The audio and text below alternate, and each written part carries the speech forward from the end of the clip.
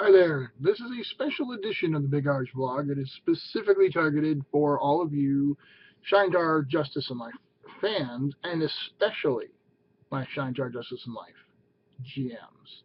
Got a lot going on. I mean, this has just been an explosion of activity ever since I went on the road and came back with a bunch of stuff going on. Sean Gore, Howard Brandon, Suze, Paul Barkley, uh, Mark Napick, and the rest of the flock have just been so active and just making so many things happen. But I mean, I've got those first names I mentioned. I've just really got to give it up for them because with Sean taking a major lead role, there's just been so much that has happened. It's just so important. I want to let's just get into this because I got a lot to share and I want to get it out here as soon as possible.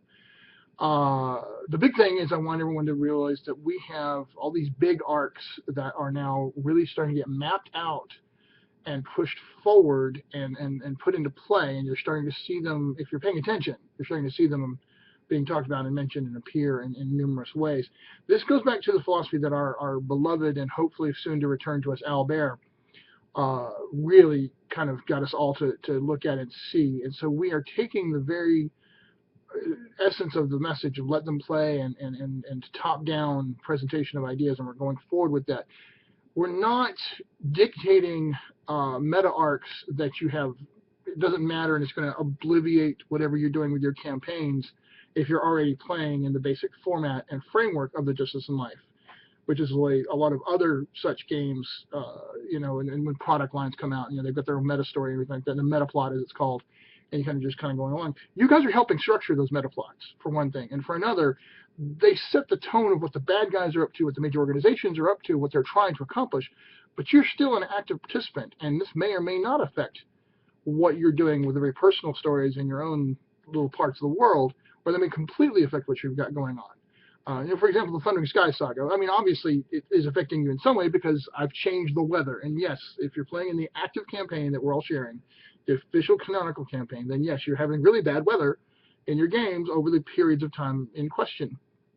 The weather, for example, is worsening right now around, depending on where you're at in the campaign.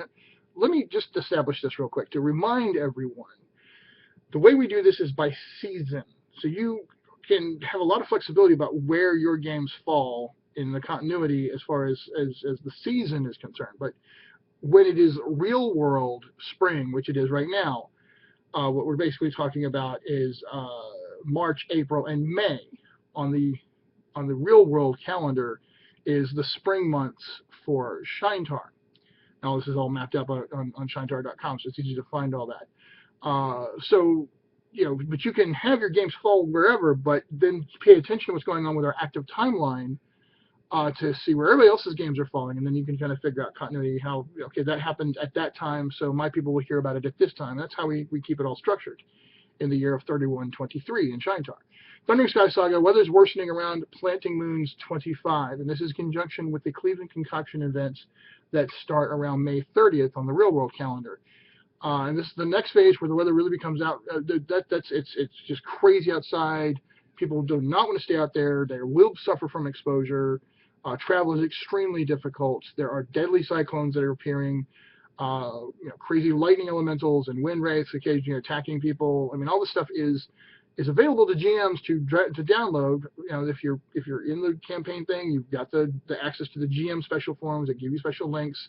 If for some reason you don't, contact me, evilbeaglegames@gmail.com, and we'll get you set up. The next phase, where the weather becomes absolutely deadly all over Shaintar, starts around Red Wolf 4. Okay, and this is getting near the end of the summer months. Getting near the end of the spring months. I think Red Wolf is like one of the last spring months. And it goes all the way through to the 16th. One way or another, there will be a resolution in conjunction with AndoCon in Atlanta from June 13th through 15th on the real calendar. Now, one thing that's been kind of confusing is, those dates were described, and they represent the dates of the events happening at Cleveland Concoction, and later on the dates of the events that are happening at AndoCon. So at AndoCon, between the 4th and the 16th represents the period of time on the Shaintar calendar that the specific events being run at AndoCon. That's the dates those are happening. But the threshold is that first date. So, for example, on Red Wolf 4 is when the deadly cannot even go outside without risking getting killed within a few minutes. Weather kicks in, and that's universal. That's all over Shaintar. So there's a period of time on the Shaintar calendar from the 4th through the 16th where no matter where you are, if you're running in a canonical campaign, your characters cannot be outside without suffering those weather effects that are described on the site, which are very, very deadly and very dangerous. And they're constant. So, you will have some variability. So if you're not really anywhere near where some of these events are going on, you can have it where, okay, there's a little bit of calm here, or the druids have used their magics to lessen the effect a little bit, but there's clouds in the sky, and it's windy, and it's tornadoes, and it's just constant bad, bad, bad weather. It is the kind of weather that your local weather station would be on 24/7 talking about how bad it is and where the next tornado warning is coming from. It's that constantly, starting Red Wolf 4 and going through.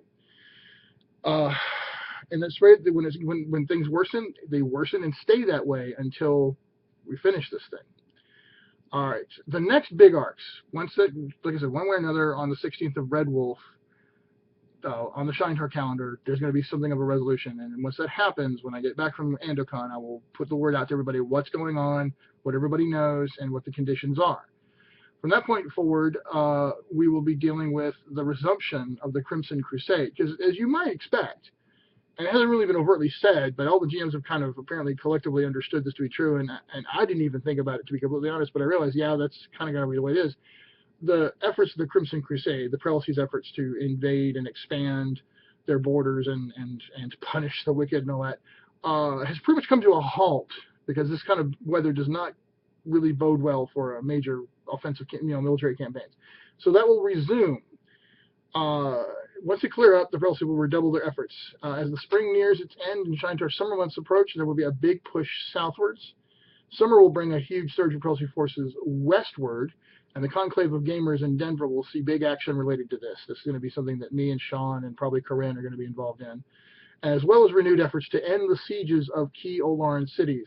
The Siege of Thul's, specifically named in the campaign Bible, will be the centerpiece of events at Tacticon in Denver. And again, Sean, Gore, myself, Corinne, and we may have another GM. And we're going to do something like a huge battle interactive in conjunction with the Rocky Mountain Savages, getting their buy-in and help with that, to run at Denver's Tacticon as a big event there. In the meantime, I also want to point out Howard Brandon, another member of our flock, is leading an effort to coordinate his economic campaign with 3 other campaigns: Sean Gore's Rangers of Dusara, the Dread Pollock's Rangers of Bearheart, and the Rangers of Farwatch, run by... This brings up a key point. I kind of need to know who you folks really are if I'm going to do anything like give you proper credit for your contributions, what you're doing out there. And to that effect, I'm asking everyone who is running a campaign in Justice in Life to drop me a line directly at evilbeaglegames@gmail.com, and please let me know who you really are and what you're running in Shaintar, what your contributions are. I mean, I've got your screen names in some cases, but I don't even have that. For example, the guy who's running the Farwatch campaign, which is being coordinated with by Howard. There's these 4 campaigns with him. He's sent me this information. It's amazing. All 4 campaigns are now doing information shares back and forth, kind of stuff that Mark Napick and Tim Hannon and some others were doing at the very beginning of this thing. You guys, Howard and the rest of you guys are doing that, him and Sean Gore and the rest of you. But I'm now to track all this. That's why we started the initiative with Obsidian Portal. So now I am taking this opportunity to announce that we are now requiring all Justice in Life GMs to at least put an entry up on the Obsidian Portal campaign site for their campaign, using the Shaintar rule set and getting your campaign listed, so that when somebody clicks on Shaintar, they find your campaign listed. That's how I'm tracking what you're doing, people. That's my one place. If you're not up there, I don't know what you're doing, because that's the only place now. That's where we said we were going. That's where we've gone for tracking all the campaigns. So you've got to get something up there. I mean, if you don't want to use it to actually manage the campaign, you just want to put a basic entry up and leave it at that and not touch it anymore, that's fine. But that means I'm not really going to know what's going on with your game unless you find another way to get that information out to us all. But at least you've got to put it up there so I can see it, and so others can see that that campaign exists, is real, and is active on the campaign map. Because we're also going to start going through, and some of the inactive campaigns, we're going to kind of just brush them out and make room for new active campaigns. And there's a reason why we need to start making room for that kind of stuff, and why we need to really get focused on who is running an active campaign and getting those active campaigns put up on Obsidian Portal. So if you want to be tracked with the canonical continuity of everybody else, you've got to put it up there. And there's a link down below that shows you everything you need to do. It's a forum link, but it tells you all the information you need to know about how to set up and make your campaign be connected with the rest of the Shaintar campaigns, and also how to make it really cool. Because we've got this whole thing going on with a Dropbox link with all kinds of art assets. Craig Polson, as a way of contributing to my efforts as a fan and a supporter, and a really great guy. He's a graphics design guy. He's done a beautiful job of creating all these amazing backgrounds and banners. So our art assets, even if you have gone up and put up a Obsidian Portal campaign, you want to go and check out the assets link and click it again, because there's no, and if you look at any of my campaigns, Rangers of Tome, Rangers of Coastline, Days Gone By, any of my campaigns on Obsidian Portal, you'll see I've started using these new assets as Sean Gore and some others. You want to put these new assets in because they're hot. They really make your site look, your page look good. You just follow the basic instructions that Sean posted. All those basic instructions are the same. But if you go to the link that I put down below, you'll get access to the new assets, and it really is it's gonna rock. You mix and match, have a blast. Just some beautiful banners and assets up there. As well, thanks to the newest flock member, the Ravens flock, Paul Barkley, we now have special dynamic style sheets available for your Shaintar campaign characters. If you choose Shaintar as your system, your character entries for your campaign will now have that full option available, which you can use either short stat blocks or a full campaign style character sheet. And you can just enter and edit your characters to your heart's content. Little note I did discover as I was putting in one of my guys, that if you mess up while entering something and you try to go back and edit, you might not be able to actually open up the box. If you save, however, you can go back in, and if you try to edit again, it opens the full box again. So if you run into problems trying to edit while you're putting stuff in, it's like, oh, I made a mistake there. I try to edit it again and I can't open it up. That's okay. Just save it and then go back and edit it again, and you get the full box opened up. But just a little minor thing, no big deal. But the character sheets are awesome. Thank you, Paul. I did an interview with Abstruse of Ain't It Cool News. He, among other things, is their tabletop RPGs and board games reporter for Ain't It Cool News. If you don't know about Ain't It Cool News, Harry Knowles, these guys are very plugged into geek, Culturama, okay? And it's a huge site, huge media option. And Abstruse is a supporter. He's really excited about what we're doing. We did an interview. He was very excited about what we're doing. So things are about to get a little more interesting around here. We're going to get a lot more press, probably get a lot more participation. So now's a good time for everybody to kind of re-up your involvement and your participation, and make sure you're active and participating.